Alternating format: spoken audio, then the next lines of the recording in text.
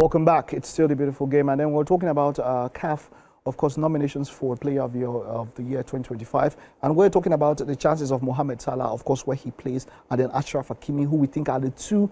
For me, it's going to be one of the two. Yeah. It has been Mohamed Salah and Achraf Hakimi because of their accomplishments across the year and all of that. But we've seen also that emergence of talent on the African continent. So normally we'd have the local base, but we didn't see any nominations for that. We see all of them in one category. Yeah. Hafiz, what chance does a Fiston Mayele, who did so well on the continent with DR Congo and of course with Pyramids, what chance does he have against these European guys? Should they be in the same conversation? What chance does he have? Yeah, I think that's one thing I like about CAF this year, because they've decided to blend everything together. That performing on the European continent is almost like the same also performing right here in Africa. If you can win the CAF Champions League or the Confederations Cup, it should count for something for you as a player. And Mayele, like we mentioned, he scored crucial goals for Pyramids as they went on to win the CAF Champions League, defeating Sundowns. So it's good that they recognized him. Maybe Europe is still going to count better at the end of the day. I mean, look at what Achraf Hakimi did as a right back, getting the treble, picking up trophies, and it was not just a passenger at his club. It was very, very instrumental. I know people will say you can count a lot of PSG players that contributed to that, but then as an African and also doing his job, not an attacker, not living in that attack bias, like you said. So for me, I think it's a good one for the players that play in Africa. The RS Berkane player as well. I think they won the Confederations Cup too. So I think it's good that they didn't segment it by saying the CAF men's player and CAF men's player playing in Africa. In Africa. I like the fact that they packed everything together. So, but now the question is, what is the chance of a local guy? Do you think a Mayele can win over an Hakimi?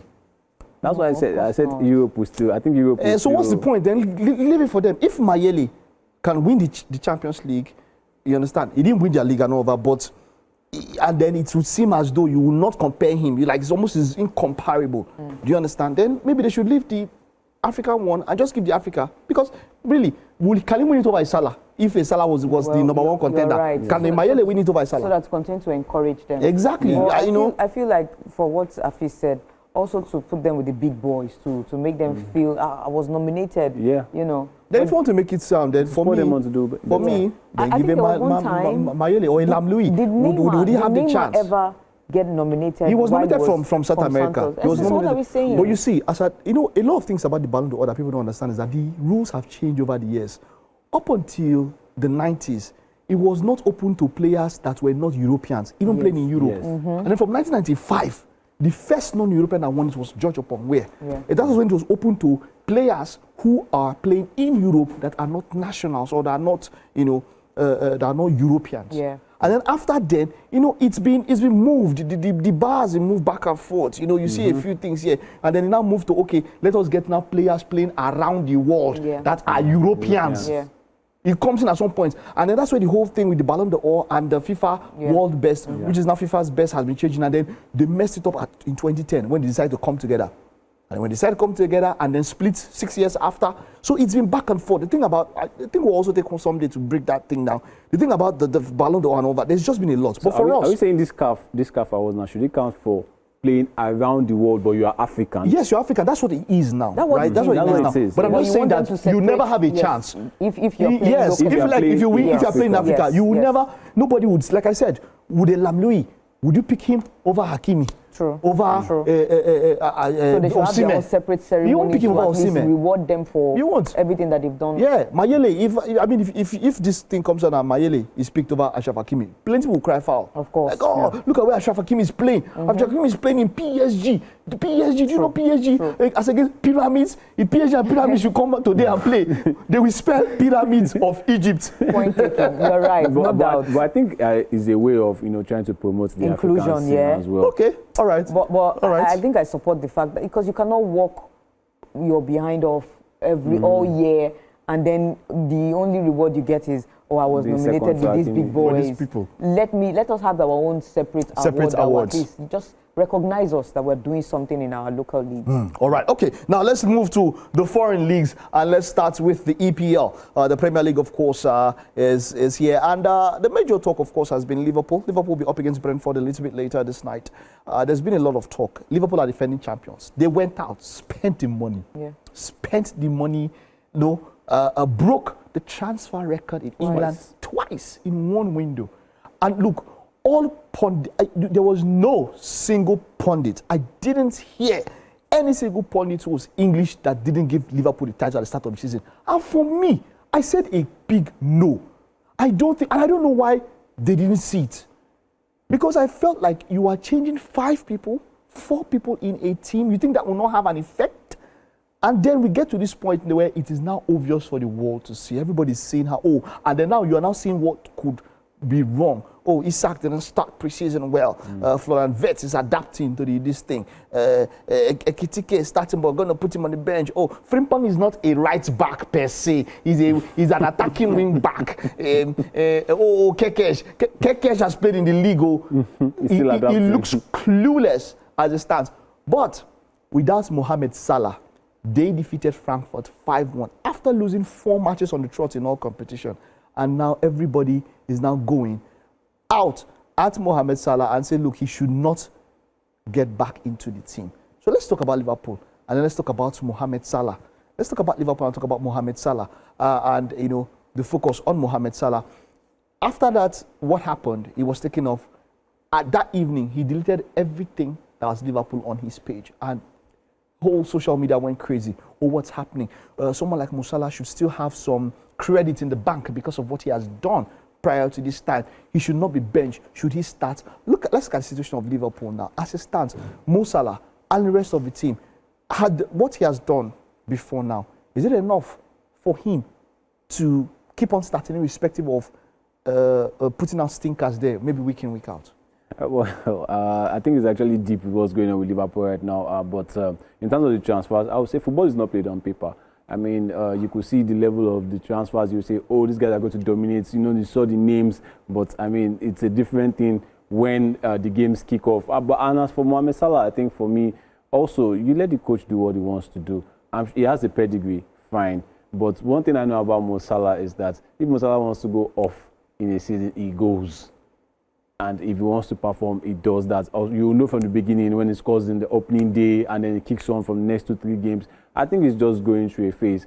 I think Arne Slot also is trying to be bold in his decisions that, hey, let me put you out for that game against France. I think this is not even the first time he's going to be benched this season. I was talking about Salah. It was benched against Galatasaray. It was benched against Galatasaray, even though they lost that one. And the fans, they didn't come out to say what they're saying now that they got the win. They were saying it was the reason that they lost. It should have started. So you could see that when it comes to football being played or watched by the fans is a different thing than the actual manager. That game against Frankfurt, when he came on, he missed a gilt-edged chance that he could have even played to Florian Wirtz, but he missed it. Personally, I think Salah has not had the best start to the season so far, and I think the coach was just being bold with his decisions. It doesn't have anything to do with disrespecting Salah. I mean, we saw Chiesa as well. People were clamoring for Chiesa to also play. And he's shown this season that he can be a very, very good player, even if he's coming off the bench. Ekitike as well. The Alexander Isak thing also. I think Arne Slot is just having that headache and it's not really working for him. I think he needs some medicine to cool off right now, Arne Slot. Oh, well, now let's talk about. People are talking about this season, but from March, if you remember, from that PSG Liverpool match, Salah ended the season badly. He had a strong start. He scored goals in the league. Yes, he did. What I'm saying is that his rate of scoring from that early point up until that point, it reduced drastically. From February, he has not been that Salah that we expect up until this season. He's 34 next year. Is it time? Have we seen the peak of Salah? Because last season was about the best of season. Is that the peak? Is this where he starts going down? Is this where they should start thinking of the next generation? Of course, Liverpool should be thinking. I think 2 seasons ago I've been saying this. Yeah. Even under Jurgen Klopp. Yeah. And before Jurgen Klopp left, he also tried to look for the Salah replacement, somebody that would understudy Mohamed Salah. I think that was the reason why Avi Elliott and co came in as at that time. Even Fabio Silva, what's his name? This young guy, the Portuguese guy that plays for Brentford now. Fabio Carvalho. Fabio Carvalho and a couple other players. You know, he was really in the market looking for someone that could, you know, understudy him. I think there was one other winger too that they were thinking about. I can't remember the name of the winger now. They're even thinking of signing Mamouche. No, not even Mamouche now. In what's his name now for West Ham? Paqueta? No. In the left winger for West Ham, the right winger for West Ham. Kudus? Jared Bowen. Jared Bowen was touted to replace Mohamed Salah at some point. So trust me, it's the same thing that happened in Madrid. It's always difficult replacing your danger man, your main man.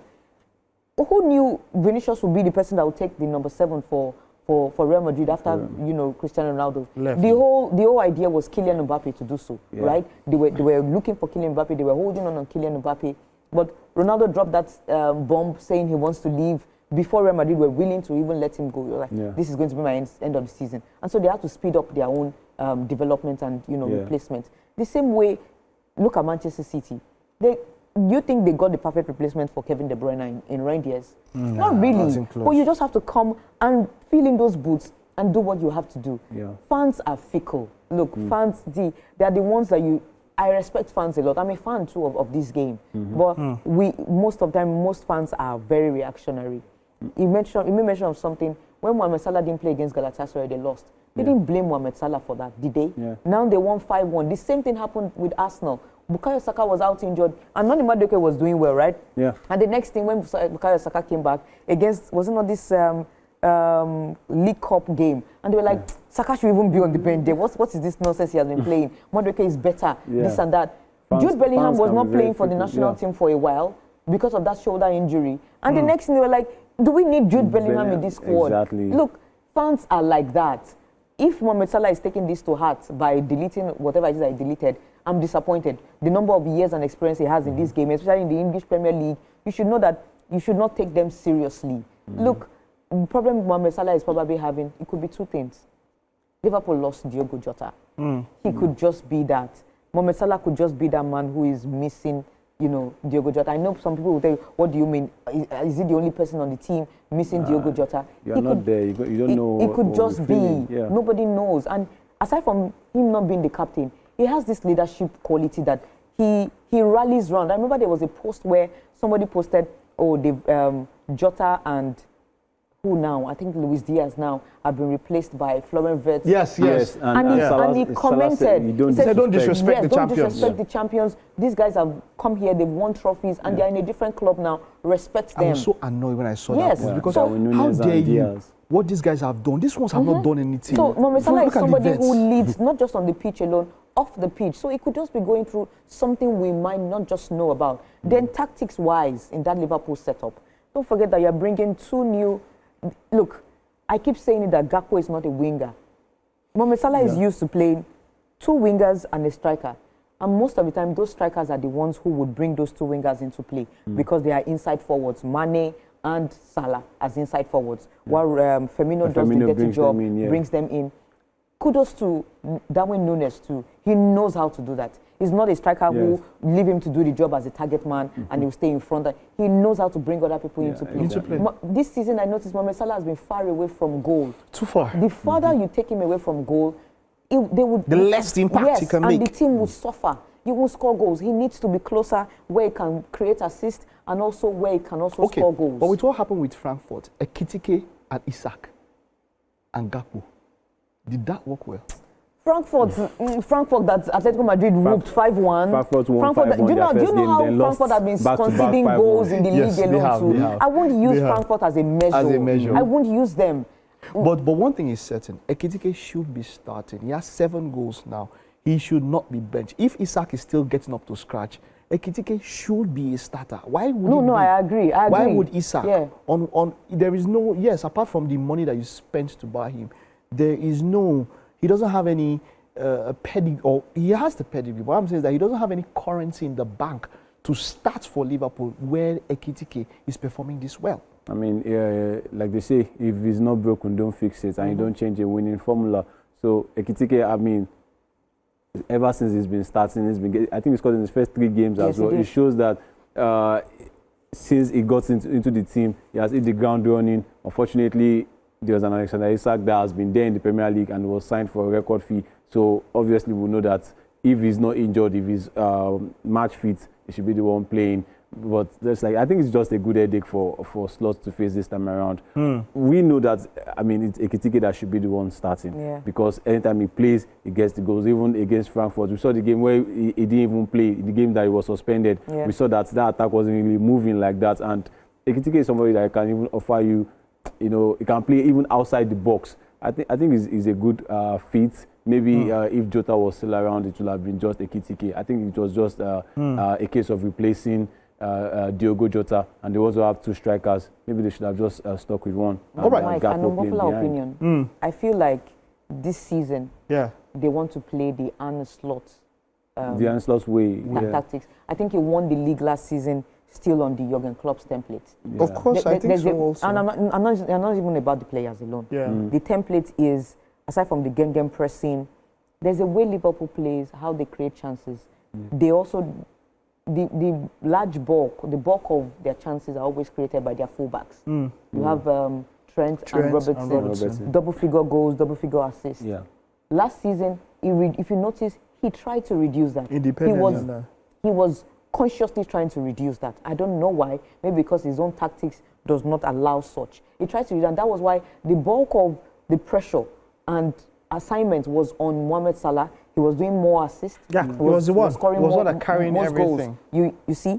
And now this season, he wants to do the same thing, where the fullbacks will just do their job as fullbacks. If they can assist, fine. But he wants the that was I wanted to ask a question. If you want the fullbacks to do the job as fullback, why did you sign wingbacks? Because we know that Kekej and Frimpong are better offensively than. Kekej better offensively.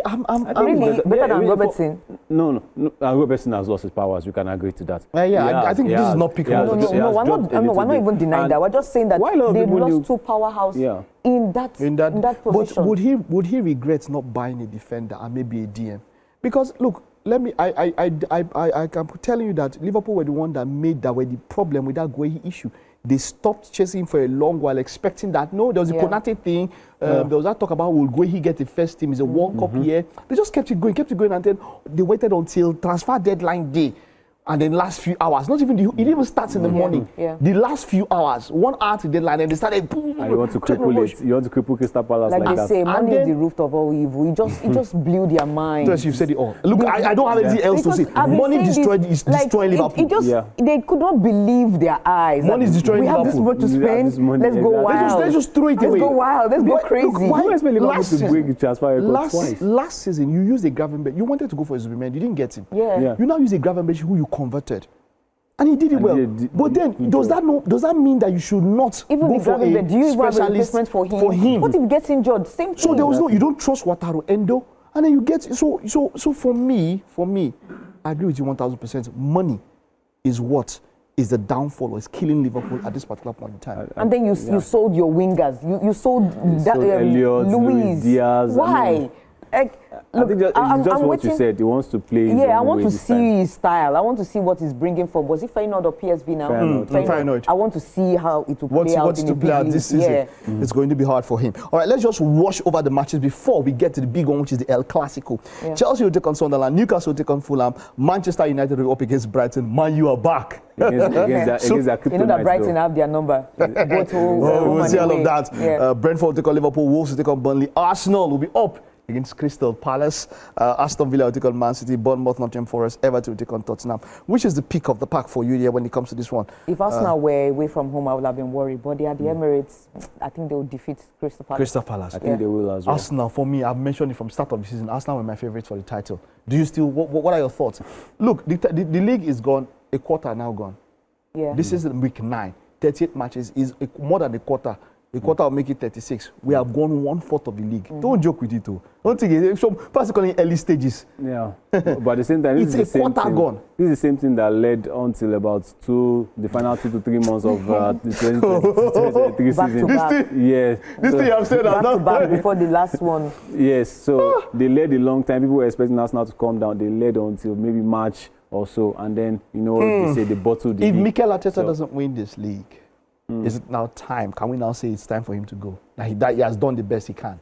For me, I think it's been time. but But they won't let him I think go. it's been time. But they won't let him go. They won't let him go. The Okay. project is still looking. All right, fresh for let's him. talk about Red Card FC. Talking about Chelsea. Chelsea will be up against Sunderland.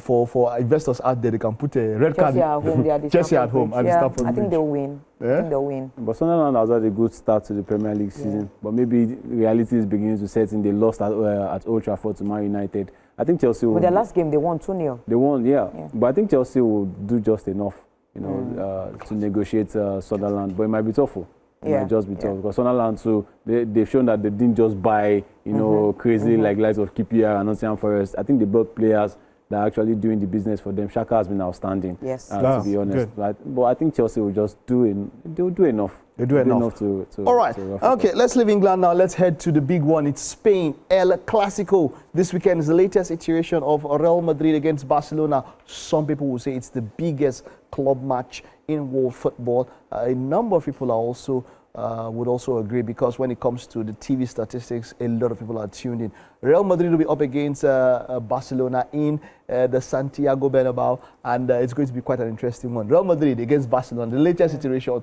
It's been cooked up. Yamal has been saying a lot, even though his words are taken a little bit out of context. How media can be now. Yeah, Just we're want to pushing spark it. off, Yeah. Media, we are also media. But El Clasico, Yeah. El Clasico, what can we expect from El Clasico tomorrow? What we can always expect is goals. Who is going to score more, we don't know yet, but we would always expect goals. Would there be a thrashing this time around, or an embarrassment? Yeah. That's left to be seen. But we saw how last season was a very terrible one for Real Madrid. Yeah. Home, away, outside of Spain, Yeah. underneath the earth, in the heavens. In another planet. Take it to a different planet, they'll still beat them there. They'll still beat So this time around, Madrid faithfuls and world fans too are believing like, okay, Xabi Alonso is in the reins now. He's doing something different. They are conceding less goals. They are, they are steady somehow. They are doing just about okay, unlike when they were very messy last season. But there's a big but. They've been decent against good, smaller sides, Yeah. average teams. Yeah. Their very first tough matchup was the Madrileno El derby. Derby, yeah. That's the derby against Atletico de Madrid. And And they they lost 5-2. They conceded 5 goals. So you could see that there's a problem Against Atletico there. Madrid has not even been super. Well, you could see that there's a problem there. Against Marseille in the Champions League, their very first Champions League game, Yeah, there were struggled rooms. too. Yeah, there were They rooms for struggled. Marseille to defeat Real Madrid, to score goals and just bash their eye. They didn't take them. So that's to show you that that's another problem with average teams, right? And then Real Madrid didn't create chances from open play. They scored 2 penalties. They scored 2 And that was what penalties, helped them, right? So they could have even easily drawn that game or lost that game at the game. Bernabeu. Getafe. Now, you come back to Barcelona now. Barcelona are also a different side compared to Atletico Madrid. And you can also say Barcelona are not in that top form as they were invincible last season. Yeah. But that doesn't mean they cannot still hurt you. They are a side where they have this this machine of always creating chances. They are a chance creation machine. They know how to always create chances, They're always coming at you to create chances. It's just left for your strikers or your attackers to put those chances away, or how your defense will be so astute to hold them off, right? So this is another chance here. Would they be able to face off the tactics of Xabi Alonso? Would they be good enough to face off against a big side where they can create chances from open play, they can take their chances, they can exploit the weaknesses of their opponents? That remains to still be seen. That's always the problem. Against smaller side, they will win. The likes of Alaves and Co, they would always win. They score goals. Kairat Amati in the Champions League, they scored 5. But when it comes to tougher teams who play low block, who would mark you, zonal marking, who would go toe-to-toe with you, they've not been impressive. All right, it's number 1 against 2, but let's just talk about the chances of Real Madrid. Let's talk about Barcelona. This season, it doesn't seem like they've started off from where they ended last season. Lamine Yamal has been injured in and off. Rafinha is not going to start that game. But let's look at Barcelona. What do you think are their chances for this match? Yeah, but I mean, they have players missing balls, so they have players that have also rejuvenated their career, and that's Rashford. Is the one leading in that aspect. Rashford has been fantastic for Barcelona. I know it's funny. I know it's funny. That's why I'm laughing, because he actually has been. Yeah, It seems strange. It seems strange to say it. Exactly. It seems strange to say it. You just have to admit it. You have to admit it, and even Lewandowski is missing at this point for he's Barcelona. Yeah, just like Chelsea said, sometimes you will see that they also have to grind out results. But if there's anything Barcelona can do, they will create chances. Look at the game against Newcastle in the Champions League. They had the backs on the wall for a long time. But the first time they caught Newcastle out, they got the goal. So I think within the Madridista setup, I was talking about Madrid now, there are still some people that still don't believe in Alonso's tactics. Yeah. Is he really working? So El Clasico will be a big test for him. If you can negotiate Barcelona and prevent what happened last season, it was 4-0. I think it's going to be taking place at the Bernabeu. Yeah. It was 4-0 last season in the first leg as well. If you can prevent that and make it even tight, that okay, there is hope now. We can see that you are playing well. Mbappe needs to learn how to run off because if you use that eye line, trust me. It was 6 offsides in the first half. While we're talking about this, let's take a look at the lineup. In total, I think 9. Yes, 8 or 9. 8 or 9. It was 2 later on. Let's take a look at the lineup for Real Madrid, the expected lineup for Real Madrid. Of course, Bellingham, he might not start. He might start. He's just coming back. He has been starting games for the past 3 games now. Is he back? He cannot negotiate this game without starting Bellingham. But I think that's the headache now. Okay. He likes Hadagola. He wants Hadagola to translate his ideas. Is not Toni Kroos. I don't see that boy as the Toni Kroos. But then again, there's this clash. Would both Bellingham and Hadagola start? We saw them against who did they play against Juve in the Champions League, and yes. their roles were clashing. Somebody has to sit for the other person. Are you going to start Jude Bellingham ahead of Hadagola as a number 10, or Hadagola would be the one to start as a, you just have to take that decision. You can't have both of them because you also need to look at your balance as a defensive side too. If you're starting both 10s, what happens to your defensive midfielder? Exactly. And you see them bashing through Ameni that, oh, there's no cover for the young man. But hey, you're leaving me exposed. This might be unpopular, but I think this is the game that Rodrigo should be starting. I think I want to see Rodrigo. But he's not going to play Rodrigo at the right wing. That would be Manstantuano. And this is where I say it's going to be a big test for Alonso. Hendrick is just out. Hendrick, you know, he just come back from a long injury. Is he a Madrid player? Is he a Madrid player? Let's talk about him going on loan. Let's talk about him going on loan. But there's expectation that Trent or Dani Carvajal, both of them are back. Both of them are back in training, so we don't know who's going to start there. But that's it for what we expect for Real Madrid lineup. Of course, we know the constants. When it comes to their centre back, they're only down to 2 centre backs. Only 2 centre backs. Militao and Asensio. Is the Noijin okay? The Noijin is he around? He's also injured. And Alaba is not to be trusted. Alaba is out injured. He's out injured. Even if it was, he's been there, still injury. But let's take a look at the Barcelona lineup now. For Barcelona, of course, we know that Lewandowski has been in and out of the team at different points in time. Marcus Rashford injured on Rashford. international duty. So But there's Ferran Torres that has come in and he has scored goals. coming in, Rashford and Yamal. Fermin Lopez. They have options. They have options. How about this young man from La Masia? I haven't seen so much of him. In fact, I almost have not seen him. Drew Fernandez. Against this kind of you think he will not start against such an opposition? If there's a fit Fermin Lopez, he will not start ahead of him. Yeah. I think it will be Pedri, De Jong, and Fermin Lopez, and Yamal, Marcus Rashford, and Ferran Torres. And Ferran Torres. All right, that's what we're looking at, the expected Barcelona lineup. All right, we have to wrap up with your own predictions. This is the biggest match of this weekend. It's probably the biggest match in club football. Who picks this for you? Real Madrid against Barcelona. I think there will be goals. Just like Toyo said, there will be goals. And I think this time around, it will be like last season. I think both teams will get a goal. I think Mbappe is sharper now, and if he beats that eye line, I think this time he will take his chances. So let me say goals both ways. Scores, so you don't want to give me that who wins. Who wins this match? I'll be reserved. Who wins this match? You don't know. You're not sure. Tell us what you think. Who wins this match? The disorientation we saw last season in their forward line. That's the 3-man where they could not come together, put up attacking options together. If they can settle and be able to play with each other tomorrow, where they can feed off each other, they can find Mbappe, find Vinicius, find this person, attacking plays. I think Madrid can win. All right, for me, I'm going for Barcelona. I think that no matter what Madrid comes, Barcelona look the more settled team, the more compact team, the more in tune. And that Madrid defense might not hold them off. We're looking forward to an exciting match at Clasico. Thank you so much, guys. It's been a pleasure having both of you around here. And of course, we'll see how all of this will go down. And of course, we'll have more results for them next week. Are we having rice later? Rice and what? Jollof. Ogbeni Kuli Day. You go so Gary Kuli. Are we not playing for Remo Stars? You go so Gary Kuli. The way you guys switched on Remo Stars. What's up to Remo Stars? I tell you. No, it's been a wonderful show. Thank you. Thank you. If you want to buy rice for for you want to buy rice for you are the one. for Toyosi, you can catch our Max FM, Max 102.3 by 2 Yes, p.m. 2 to 7. 2 to 7. She'll be live there. Get our rice. Me is Kuli Kuli. We'll see you next week. Bye bye.